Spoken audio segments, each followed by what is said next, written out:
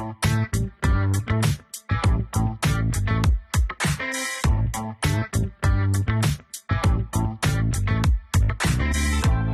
to Running on Ice, the coolest community in freight. I'm your host, Mary O'Connell, bringing you the latest tech updates, warehouse news, and everything happening in the cold chain world. Not only is there the coolest show in freight, but there's also Running on Ice, the newsletter that could not be colder. You can subscribe to that on freightwaves.com/runningonIce. Today, we are welcoming back, I'm going to call you the king of containers. Greg Tuthill, the Chief Commercial Officer at C-Cube Containers. Welcome back to the show, Greg. Thank you, Mary. Thank you for hosting, and thank you for having me.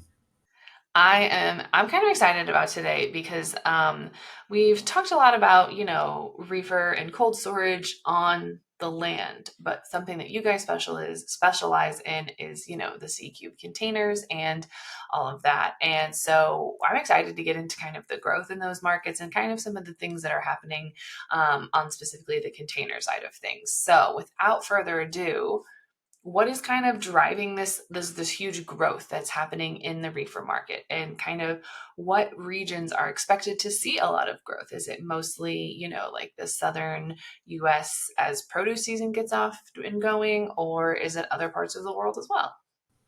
Sure. Let me start. I'll give you maybe a 15-second overview of C-Cube, and then I'll go into the growth aspects of the market. So we at C-Cube are one of the largest refrigerated container lessors in the marketplace, and we focus on the cold chain. So this session is certainly appropriate and close to our focus, which I certainly will go ahead and give you some more details around the markets and some of the aspects of what we see. We do have over 1 million TEUs of assets in our fleet.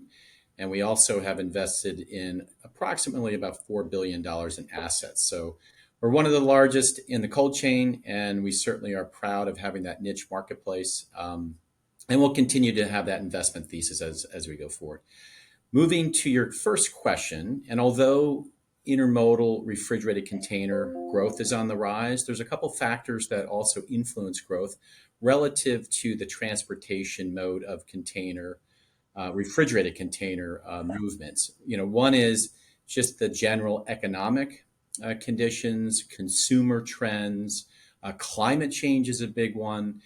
And then outsourcing is becoming significant just because of the trend of having healthier diets. So, but most importantly, I think what's happening, unfortunately, is there's so much regional pressure on the growers. And that also ties into the inflationary pressures for, the cost challenges that they're having, but also the climate pressure, anything from droughts to flooding to shifting climates. So that's also moving sourcing patterns around to the extent that it's actually increasing growth beyond just consumption growth of factors. So those are different. Those are a few different factors that I think are really the catalyst in what's driving some of the growth that we're seeing today.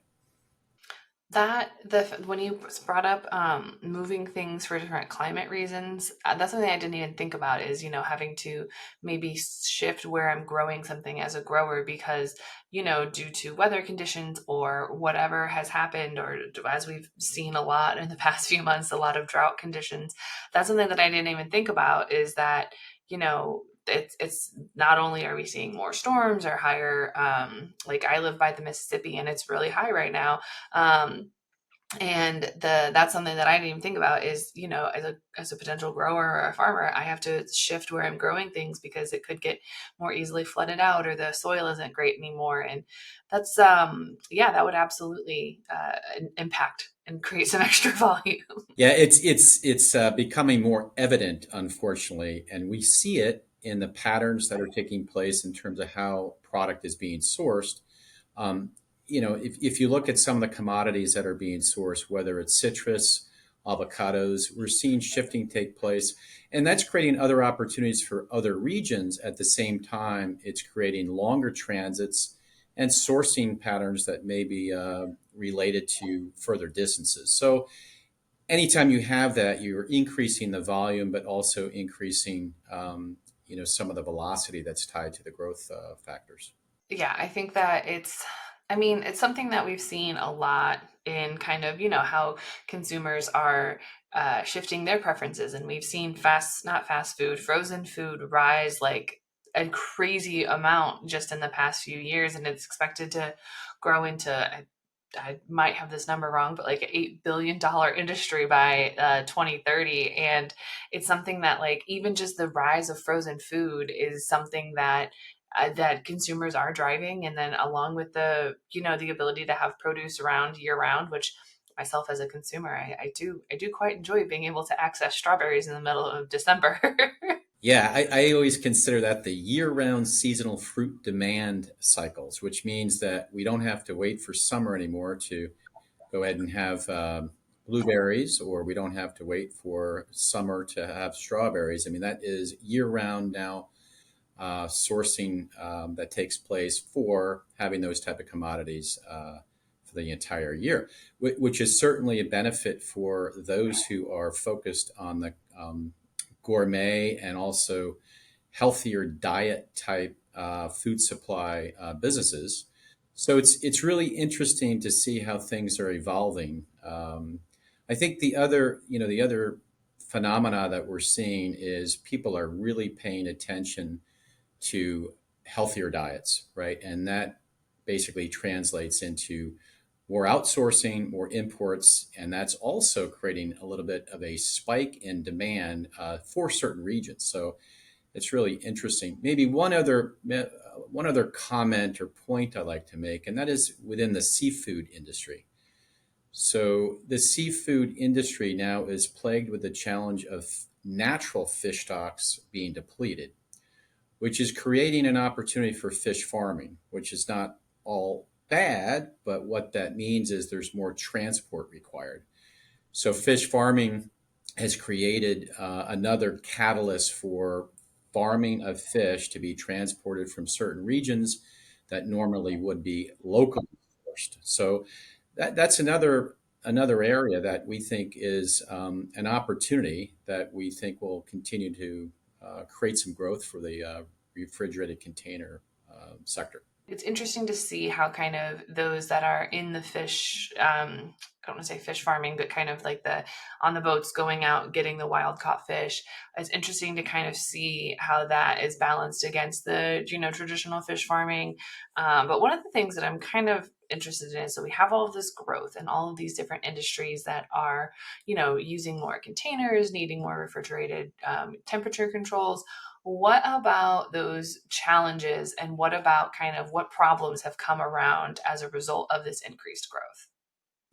Well, one big challenge, and I think it's pretty obvious, and we're seeing it today, and that is just the navigational constraints within routing and network challenges tied to constraints, choke points, and congestion. So we saw this earlier this year, and even back as far as November when we had the Middle East issues with the Red Sea, navigational diversions of services outside of the Red Sea around the Cape, and that extended transit time. So, that's just one factor. We had the Panama Canal with reduced capacity due to drought restrictions. And so that impacted routing and also impacted the supply chain. We also have weather, and that's tied to my earlier comments related to climate change. So weather is creating additional supply chain constraints.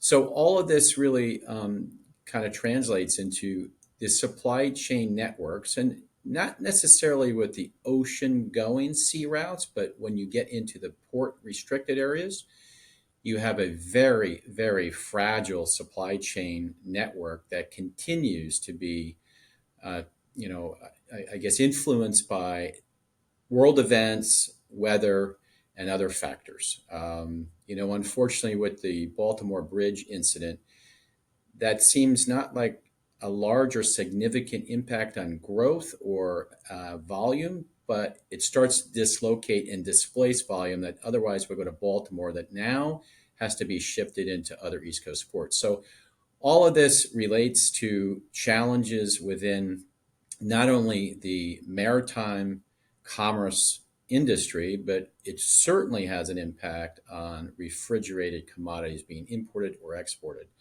So contingencies need to be built around shipping patterns, and contingency planning is going to be a big piece of any shippers, and that is the perishable shippers plan.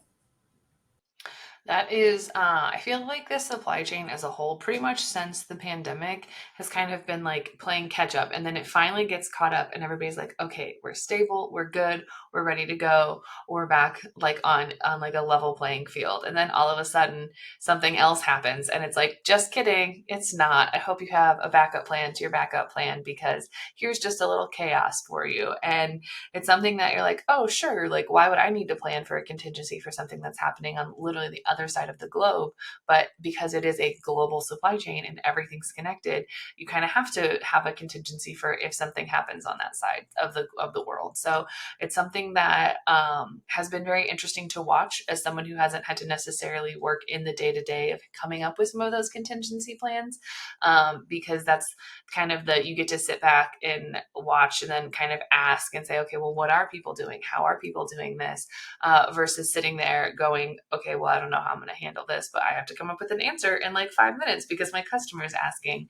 But that is something that has been definitely interesting to see develop, is that just because, I might focus most of my business here in the US, I'm still affected by something that's going to happen on the other side of the globe. So that's definitely been something interesting, and I think that we'll start to see more and more of that kind of as the rest of 2024 goes on.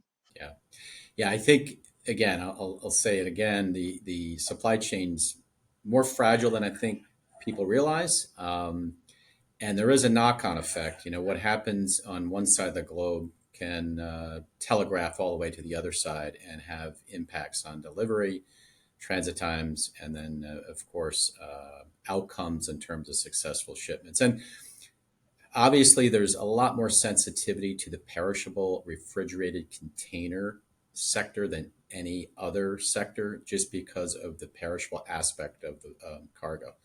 So that's going to take a little bit more planning. It's going to take a little bit more consideration for contingency routing, and also, fail-safe or backstop measures that shippers are going to have to go ahead and really consider.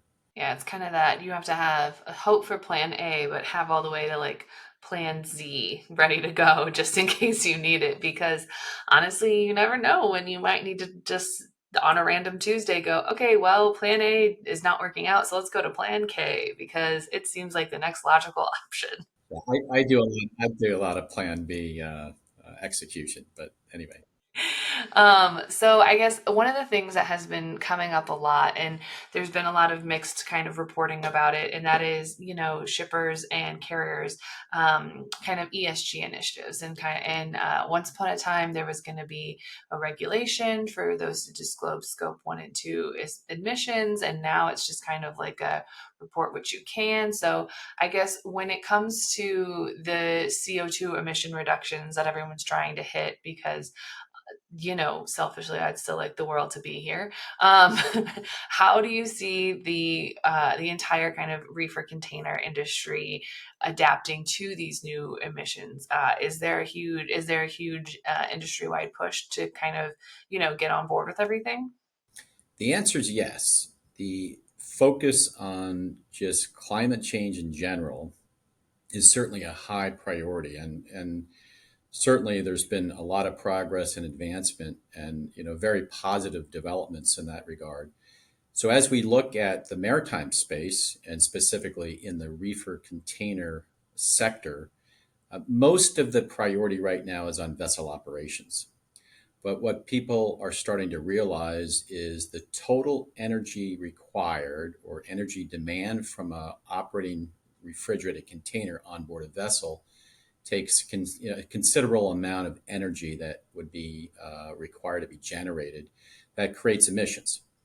So generally speaking, without getting into a lot of detail or specificity, if you look at an operating vessel that, let's say, carries 10 to 12% reefers, that could take another 20 to 30% of the energy being produced from the vessel to operate the reefer. So what's happening, to kind of just allow me to go into the details. Now that is translating into a focus of more efficient operations on the refrigerated container, high efficient compressors, which is actually a real positive in terms of the breakthrough in development and technology with regard to that particular area.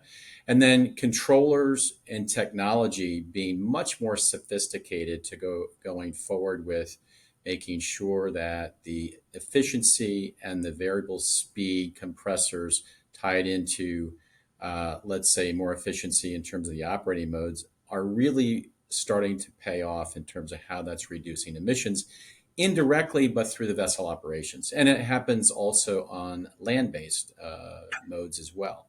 So there's been a lot of technology advancements. There's been a lot of development on just the components within the refrigerated machine, and I think it's going to continue. I think the recognition of the impact on refrigerated container operations is really starting to resonate and become a priority for key container operators.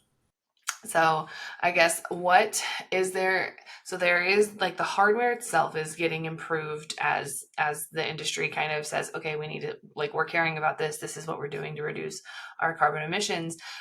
Is there any kind of technology aspect that people are using in addition to the actual improved hardware? Because I feel like you they both of them together. I feel like can really make a significant difference in kind of that overall carbon reduction. Yeah, so the hardware components in terms of the development and the recent technology being applied to, let's say, a compressor with 20 to 30% more efficiency, that's one area that's been really a breakthrough. And so just over the maybe last 3 to 5 years, there's been a lot of advancement with regard to the energy efficiency of the machine tied to the compressor.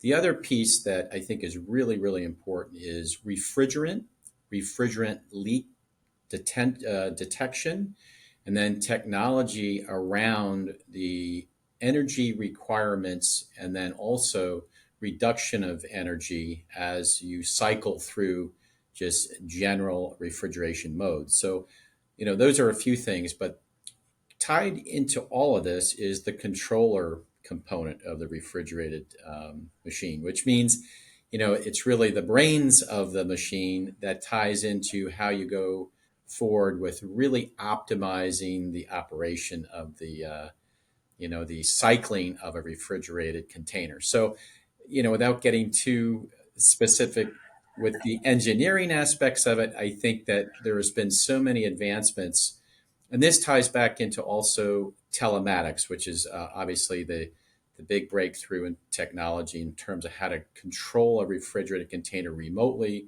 also monitoring the CO2 emissions because you'll know about the operating environment. So there's a lot of benefits to really the technology aspect of refrigerated container operations, and I think you're going to see that continue to advance. But the investment is going to be certainly a priority, not only for the suppliers and the lessors like a C Cube, but also the operators. I think the operators are going to start to realize that a little bit more expense with a goal of saving the planet is maybe a worthwhile investment. I am so impressed by telematics. Like there are so many things that have come out that like the kinds that can say like, hey, FYI, in about like 3,000 miles, you're going to need to change this oil or you're going to need to do this. Or even though its normal service is scheduled for a month from now, you probably want to bring it in earlier because of XYZ part is, showing outside its normal operating levels. And I have been so impressed by telematics. And I think that it's kind of a big step forward in saying, okay, well, if I have this refrigerant or if I have this compressor that's, running outside of its normal, whether it's too low and my goods are potentially in danger of being lost or spoiled, or if it's running too high and it's, putting too much carbon emissions or it's not running at its peak efficiency, then I think, okay, I love that the fact that it's there that you can just say, okay, I'm gonna pull this one off, go through it, investigate it, before you potentially have loss, or something gets too cold or whatever. It's kind of that, like, that a first alert of like, hey, you might actually want to check on this real quick, because it could be nothing, but it also could be something that you can just solve. Because also in turn, that creates less waste, which also creates less carbon emissions, because nobody likes waste, and it saves money because nobody likes waste in their supply chain. Maybe not directly related, but that's why we all should be kind and gentle to the rental cars we rent, because you never know who's watching and you never know what kind of data is being collected. And I say that half jokingly because telematics is such a powerful new tech. Not It's not new from the standpoint that it just came out, but the last 5 to 10 years, there's been so much advancement on early warning diagnostics, capturing data that can help with energy efficiency, CO2 emissions that can be translated into what that means for operators, and then just to optimize the operation of the machines that are integrated into the refrigerated container itself. So there's so many benefits that we can, I think, continue to realize, but I think there's going to be all there's going to be additional opportunities in that space as well. I do think that telematics kind of walks that fine line between being too much information and also kind of that really helpful piece of the pie. Because I feel like if you're trying to monitor so many different things, that you're just kind of getting that like notification overload where you're like, no, thank you, I'm good. But I do feel like there is that fine line you can walk between knowing exactly what you need to know versus, and like not necessarily overwhelming yourself. And I'm excited for kind of the rest of the industry to catch up and say, okay, well, this is how we're going to make our supply chain more efficient and a little more resilient. Because to me, if I can make, specifically like in regards to refrigerated containers, if I can make it where they're less likely to break or malfunction or go down, then I know that I'm going to be set, and I'm going to have less waste, and I'm going to have a slightly more resilient supply chain versus living on the edge and saying it's probably fine. You're absolutely right. In one thing I think is so important with telematics tied to some of the initiatives we have that are tied to ESG and some other goals and objectives that most corporations have, but also communities have, and that's food waste mitigation.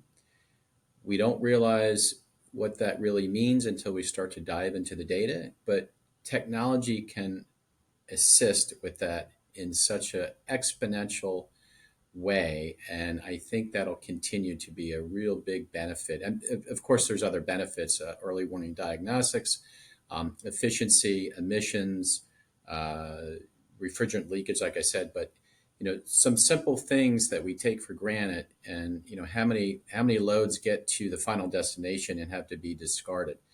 So those are big benefit areas and advantages of technology advancements in that regard. Oh man, food waste mitigation, I could talk about for hours, but we do not have that kind of time today. We are actually almost out of time.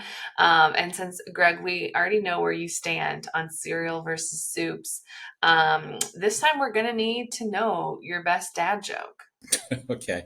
Well, keeping within the theme of the ocean and ocean I love that you continue. kept it in theme. I absolutely Well, love it. thematically, I'm thinking, let me keep this tied into maybe a ocean type of theme here. And here's the joke. Why do seagulls fly over the sea? Because the ocean, because they're seagulls? Because if they flew over the bay, we'd have to call them bagels. Oh, that's pretty good. I like that one. But so then would the bagels, if they flew over the bay and they were bagels, would they eat bagels out of people's hands? Because seagulls are vicious. True. I don't know. I don't know if they'd eat their own, but maybe that would be something we'd have to see. All right. Well, that's Maybe one fantastic. more because I'm on a roll. I love it. Hit me with another one. Why do crabs not share their lobster? Because the something with a pincher, maybe? Because they're shellfish.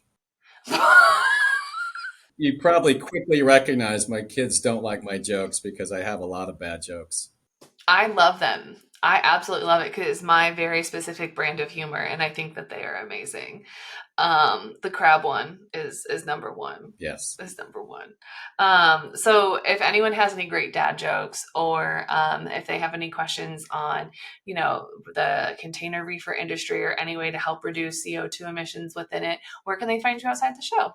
You can contact me at gtuthill@ccubecontainers.com. I'll be happy to take any questions, comments, or even engage in any kind of conversation you'd like to have. Thank you so much for joining us today. Thank you, Mary. You can catch other episodes of Running on Ice right here on FreightWaves TV, YouTube, or anywhere you get your podcasts like Apple Podcasts and Spotify. Need more Running on Ice news? No sweat. Subscribe to the newsletter on freightwaves.com/runningonIce. See you on the internet.